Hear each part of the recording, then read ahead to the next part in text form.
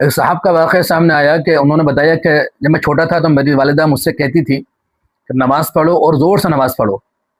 میں تمہاری نماز سنوں گی۔ تو وہ جب نماز پڑھتے تھے تو وہ زور سے پڑھتے تھے، نماز وہ پڑھتے رہے اور والدہ ان کی نماز سنا کرتی تھی۔ جب وہ بڑے ہوئے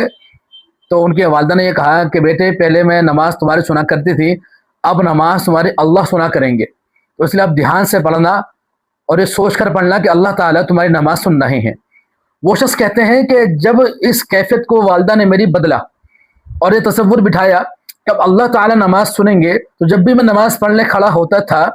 تو اللہ تعالیٰ کا خیال میری نماز میں جم جایا کرتا تھا اور میری نماز کی کیفیت بہت الگ ہوا کرتی تھی۔ اس واقعے کے اندر ایک سبق یہ ہے کہ ہم ذرا سوچیں کہ کتنی عظیم مائیں اللہ تعالیٰ نے دی ہیں دنیا کے اندر، اور کیسی کیسی عظیم عورتیں دنیا کے اندر آئی ہیں کہ جنہوں نے سالوں پہلے اپنے بچے کی تربیت کس انداز میں کرنی ہے اس کا پلان کر لیا تھا۔ اب ذرا سوچیں کہ کب سے وہ عورت اپنے بچے کی نماز سن رہی ہوگی اور نماز سننے کے لیے وقت نکالا کرتی ہوگی،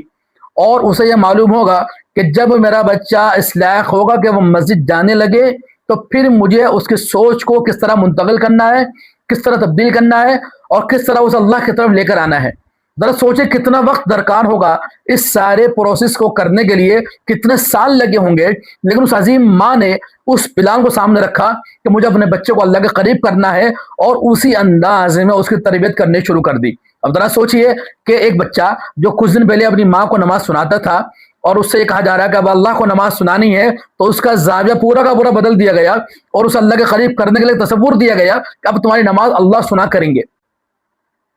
تو وہ اب صاحب کہتے ہیں کہ جب میں اب نماز پڑھنے کھڑا ہوتا ہوں تو مجھے اپنی والدہ کی بات یاد آتی ہے اور وہ تصور یاد آتا ہے کہ مجھے اللہ کو نماز سنانی ہے، تو میری کیفیت نماز کی بدل جاتی ہے۔ میرے دوستو،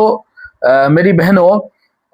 ہمیں سوچنا پڑے گا کہ ہمیں اپنے بچوں کو کس رخ پر لے کے جانا ہے اور اس رخ پر لانے کے لیے انہیں کب سے تیار کرنا ہے، کتنے عرصے پہلے پلان کرنا ہے اور کتنے عرصے کے بعد اس پلان کو نافذ کرنا ہے اپنے بچوں پر۔ یہ ماں باپ کے سوچنے کی بات ہے۔ جو ماں باپ اپنے بچوں کے لیے لمبی لمبی پلاننگ کرتے ہیں، لمبے لمبے بڑے بڑے خواب دیکھتے ہیں اور ان کا مستقبل کو اور آخرت کو سامنے رکھ کر کوششیں کرتے ہیں، جستجو کرتے ہیں، اللہ تعالیٰ ان کی قربانیوں کو رائگاں نہیں کرتے ہیں، اور ان کی قربانیاں بچوں کے کام آتی ہیں، ان کی سکھائی ہوئی نصیحتیں بچوں کو کام آتی ہیں، اور ان کے بچے مثالی بچے بن کر سماج میں زندہ رہتے ہیں اور سماج کے لیے بہتر کام کرتے رہتے ہیں۔